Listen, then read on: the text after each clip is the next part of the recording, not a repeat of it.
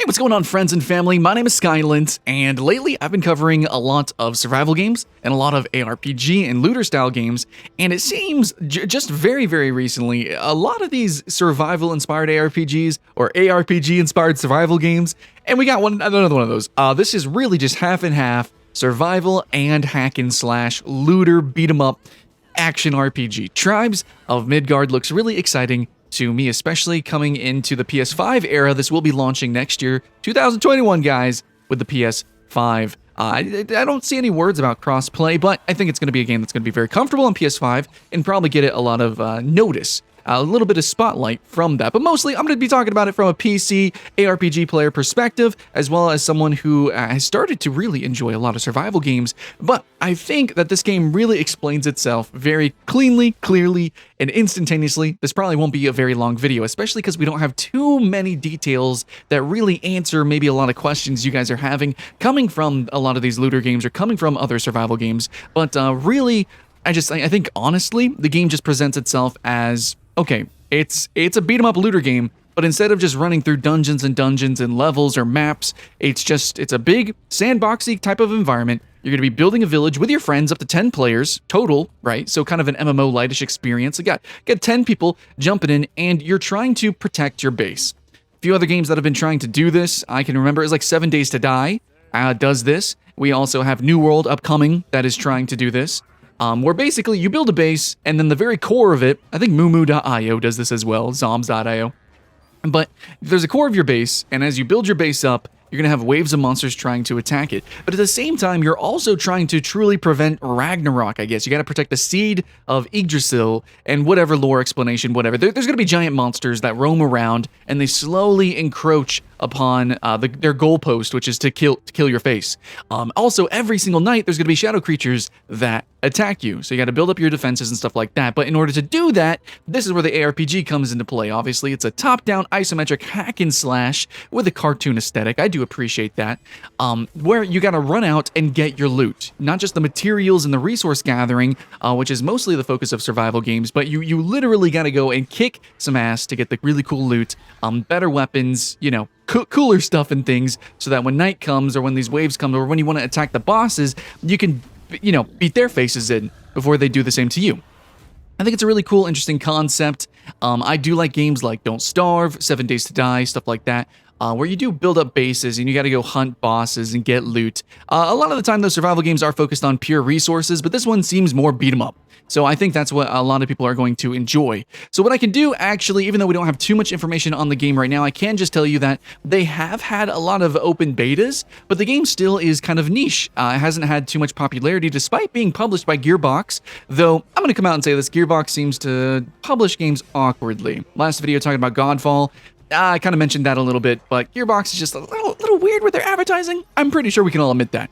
But Tribes of Midgard, hopefully I can spotlight it here, but I do think it's going to be a more niche game until, people start talking about it, until we actually see the quality of the game. But I like the graphics. I think it's a really cool concept, and I think as long as it runs well, especially on PS5, it's going to be a really cool, cute game that you can jump in with your friends, with the whole family. 10 players, guys, 10 players jump in and jam. But the game is going to come out next year, so we got a little bit of ways, and also, we're not going to have another test, apparently. So they have had tests, you can find videos on this game, but that's pretty much it. We're going to have to wait till early access, and this game will launch as, yes, an early access survival game. And I don't know how you guys feel about those, but that's the way it is. And I think it's probably going to be a really cool game. I really like the gameplay loop that this says, but anyways, let's just go over the general gist of the game. Let's just go ahead and talk about it. This was a game that did get Epic's mega grants. They got some awards. A lot of people are really interested in the direction of this game, at least when it comes to the industry and those who happen to know about it. And now that you know about it, maybe we can spread the word and give it some love. But let's go over what exactly is Tribes of Midgard. Upcoming game in which players will have to thrive in a wilderness and become a Viking legend in order to defend their village against enemy forces during Ragnarök. Just straight up, flat out, this is Ragnarök. We've got a bunch of games inspired by that themality or that lore.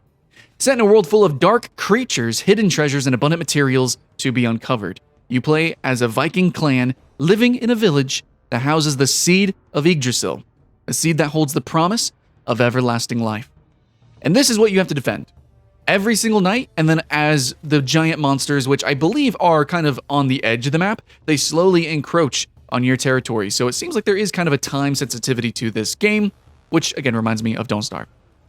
With the gods nowhere to be found, you and your tribe will need to explore the wilderness to craft new weapons and be prepared to protect the sacred center of your village from the grim shadows that prey upon its power.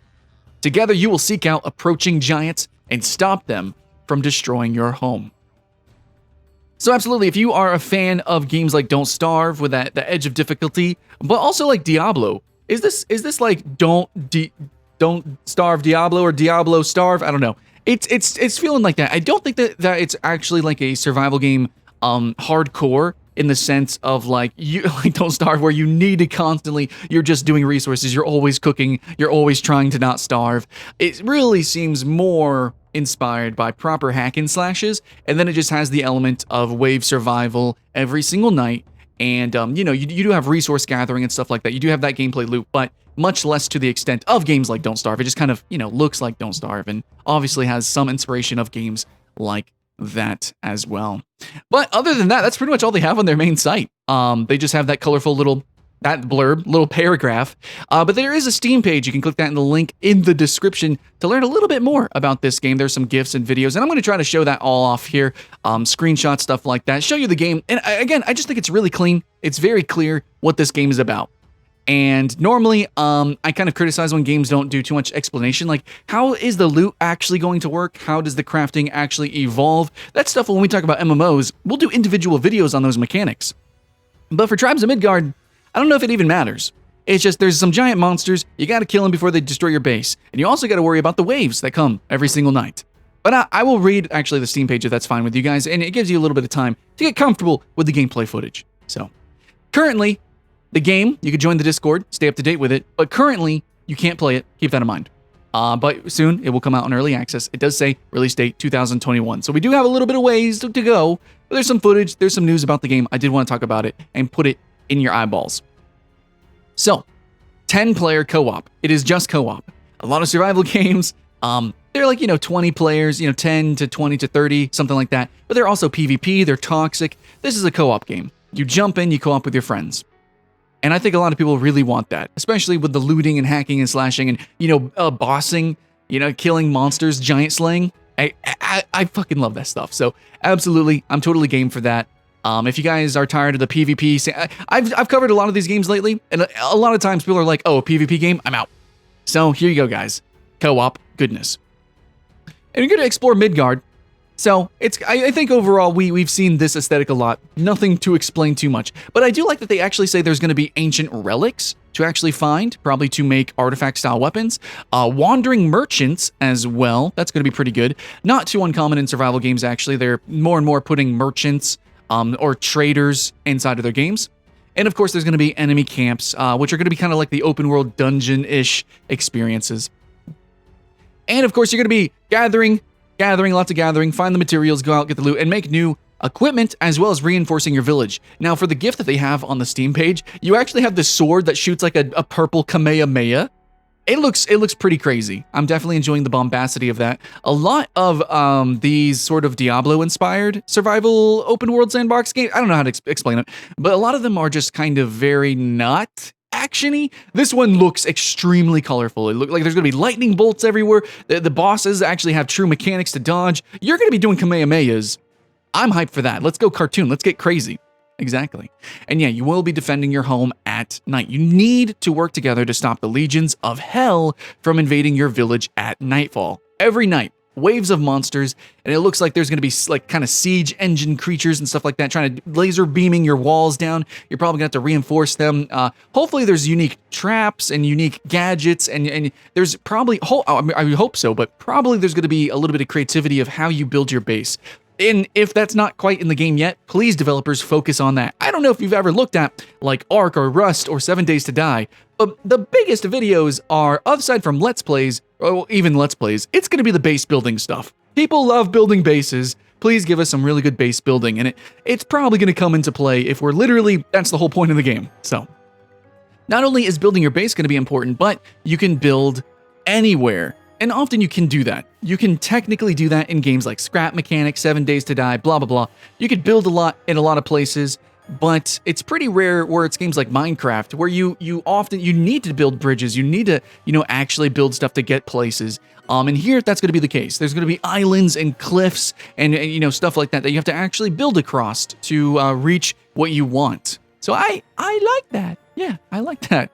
But yeah, you got to fight together, in the wild. I'm sure you guys can probably spread out thin, try to tackle some things here and there. You gather that, I go gather that.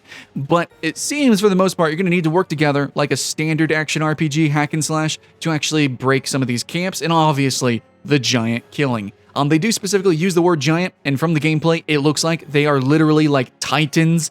It looks like tornado creatures, giant fire golem things, all sorts of crazy stuff. You need to go and hunt these guys down before they reach your base. I don't know if you've ever fought the giants inside of Don't Starve, but I'm pretty sure it's going to be like that, except even more hype inside of this game. So the game's still in development, rough around the edges. Obviously, the advertising is, I'm going to have to say it, lackluster. But I think as we begin to get our hands on this game, a lot of people are probably going to give the feedback that this is a very interesting gameplay loop and they want the best for this kind of game. I love this concept. We've seen it before in failed games, sadly, such as Rend. There's a few games that I've recently talked about that are really like the same aesthetic and similar concepts as well. But this game in particular is just so clean and just dryly cut. It's just, this is what the game is, okay? It's a cartoon action RPG game where you got to defend yourself at night and go hunt, giants before they kill your base eventually. So it's just that. It's 10 players. It's not a full MMO. It just seems like they realize what they want to make and it will actually come to fruition. It will be realized eventually. So whether it's the hypest hype or not, I'm pretty sure at least it's not going to be a dumpster fire and it's probably going to be a game to look out for. And it's definitely going to be a game, it might be a B game, not a AAA production or something like that. But then again, a lot of games started out like that, such as Don't Starve, that turned out to be amazing adventures with time. So yeah, this is an early access game that I definitely would like to hype up and sugarcoat and stuff like that. But at the same time, not too much information, but I don't think we really need that much. It just, let's hack and slash, let's giant kill, and let's defend our base together, friends. Yeah? All right, so that's pretty much it. Hope you guys have been enjoying the coverage lately of survival-y action RPGs and living world-style games. Hopefully, you guys stay tuned for that and subscribe for more. Thanks so much, guys, for the Patreon to allow me to spotlight these games. And I don't know, thanks for keeping the hype alive, guys. Much love, friends and family, and I'll see you in the next one.